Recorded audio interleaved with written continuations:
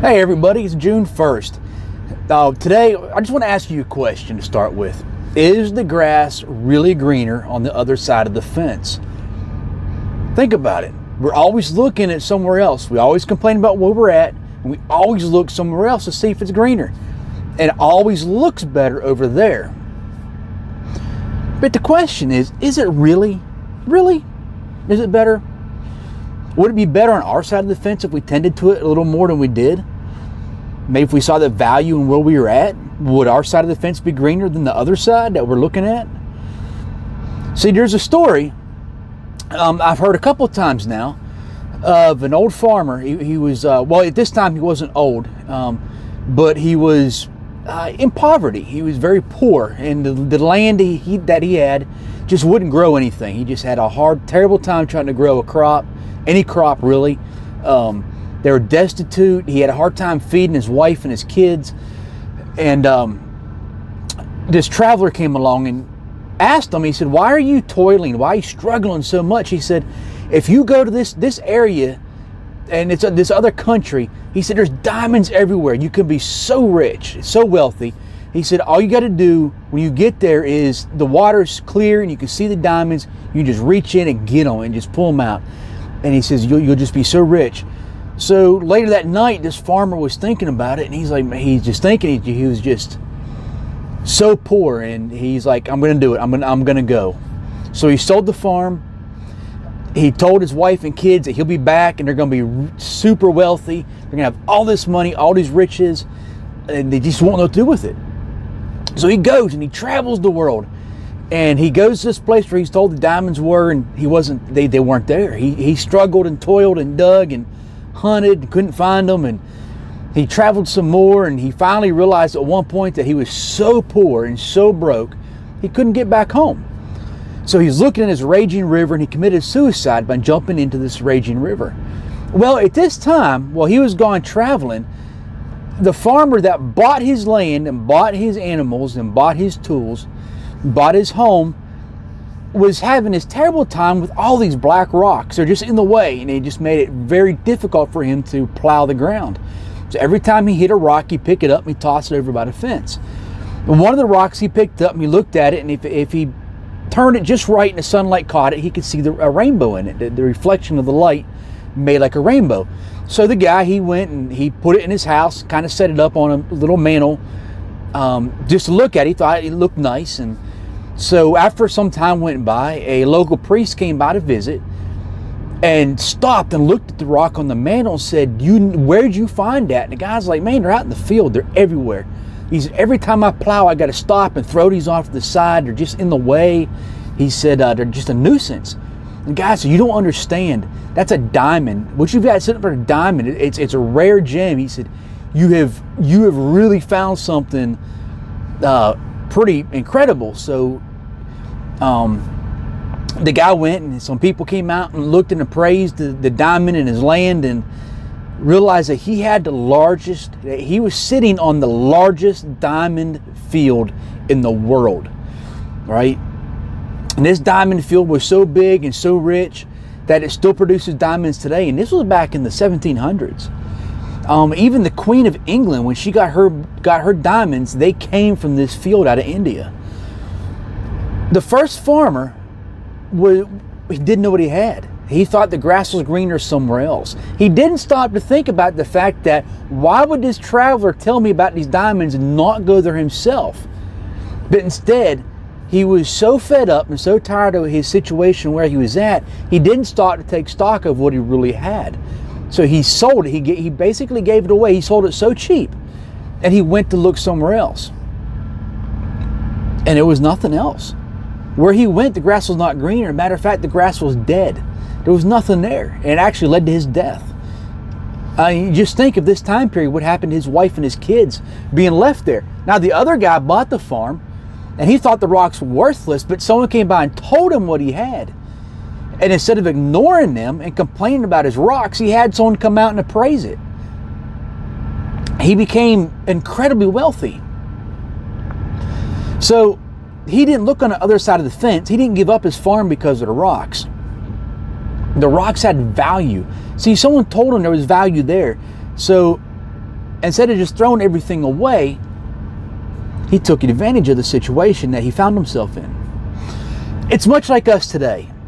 We live in a city or a town, a state, a county, and we look at it and we're like, it's worthless. It's a mess. It's a waste of time.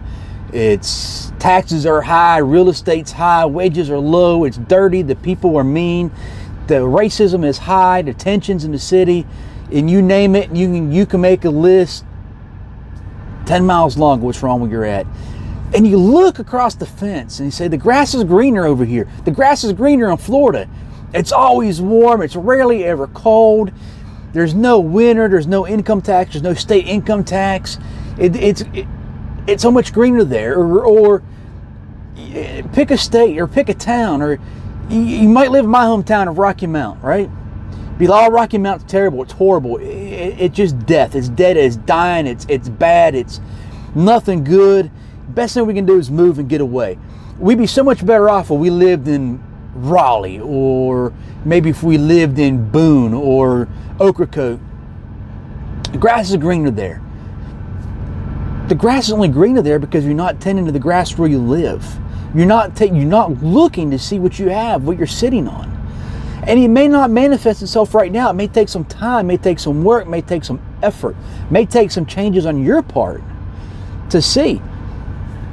It could be any city, any state, any town, any county. It could be any job. It could be exactly where you're at right now that you don't like. And you're like, well, the grass is greener over here, so I'm going to move. I'm going to go.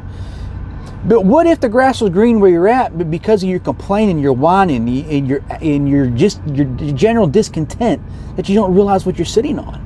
See, someone else is looking at what you have and like, I wish I had that. I wish I had a job. I wish I lived where they lived. But you take it for granted. All of us do it. All of us find ourselves in the tent of discontent with where we're at. We all go through those phases. Sometimes it's perpetual. Sometimes we live and we die miserable, unhappy because we never see the green grass where we're at. We're always looking somewhere else and thinking it's green there because we never tend to what we got. We get into a rut where we complain and complain and complain and always talk it down and always speak death over. Remember, the Bible says, the power of life and death is in the tongue. So we can speak good, we can speak bad, we can speak green grass or dead grass. We can speak things into existence, and we can speak death over things. We can speak a city or a town into having life. Or we can speak it into just being a desert. See, Isaiah 35 talks about how there was a desert, but it transformed into something new. I encourage you, read Isaiah 35 and read it in light of your current situation. Read Isaiah 35 in light of where you're at. I know, it wasn't written for Rocky Mount. It wasn't written for Tampa. It wasn't written for Philadelphia. It wasn't written for San Francisco. But it's a mindset, guys. Read it for the mindset. That could be where you're at. You could be looking at it and be like, it's terrible, it's horrible. But you read Isaiah 35 and realize, maybe this isn't the desert. Maybe it doesn't have to be the desert. Maybe I can be the change. It's not going to be the desert. Maybe I can get out and enlist some people to help me in this area that's now a desert that looks like death and decay can actually turn and be something better. Be something that people want to come back and come home to. Think Israel, think Jerusalem, right? The Israelites were in exile. They were gone. There was nothing there. It was like a wasteland. But they came back and they built it up to be like this oasis in the middle of the Middle East of just this dry and barren land. And Israel just stands out of this. They have found a way to grow crops and to have, vegetation. And it's other countries in the region, they don't have that necessarily. They might have it in small pockets here and there, but they don't have what Israel has, right? So think about where you're at. Think about, is it really that bad?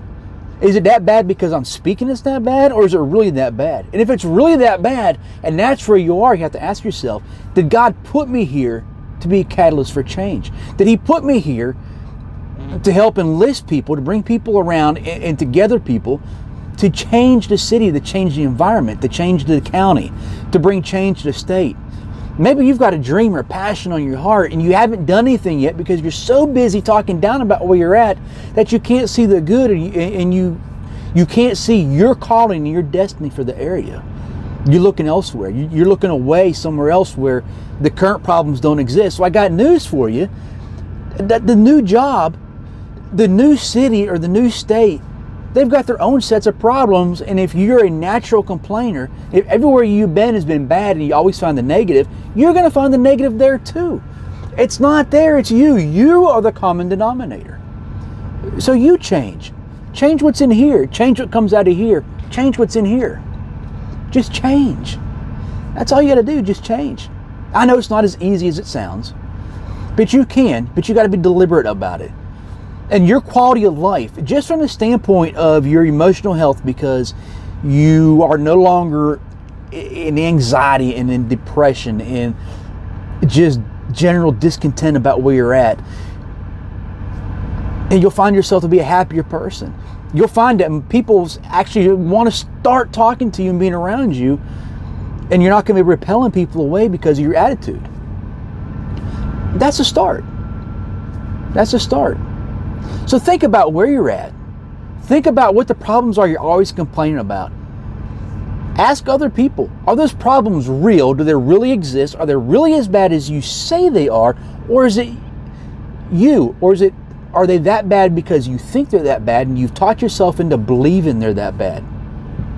See, the grass is rarely ever greener on the other side of the fence. Almost never it is. And when it is, if it happens to truly be, and you actually get there, and you get to eat on that grass and live on that grass and roll around in that grass, if you neglect that grass like you neglect the grass that you currently are in, and you just wither it down to eat it down to where it's nothing but dust and it's gone, and it's just death and decay, you're going to be in the same situation you were on the other side of the fence. That's why we're called sheep. Sheep are stupid. Sheep will get into a pasture and eat it down to where it's nothing but dirt. And they'll ingest the dirt and they'll eventually kill themselves. So the shepherd's always got to move them around to greener grass, greener pastures. See, but if we get complacent and stay where we're at, and we don't move our mindset, we don't move our spiritual and mental health, all we're going to do is feed on the dust and the dirt and the decay. And when we do move somewhere else, we'll do the same thing. We'll just eat it down to where it's nothing, and we'll just ingest all the bad, and of course, everything's going to be bad again. So get out of the routine and the rut that you're in, and find the good. Find the positive. Find the people that are willing to change, that want change. Embrace the change. Guys, start with prayer. Start with reading scriptures. You know, really, I encourage you, read Isaiah 35 and later where you're at. And just think, what would it take to transform where I am right now? With that, don't let current events, don't let your mindset, don't let what's going on at your job or your family or your spouse dictate to you how green the grass is or is not. It's going to be as green as you think it is. With that, guys, keep the faith. And just don't worry. The grass is green. You just got to look for it.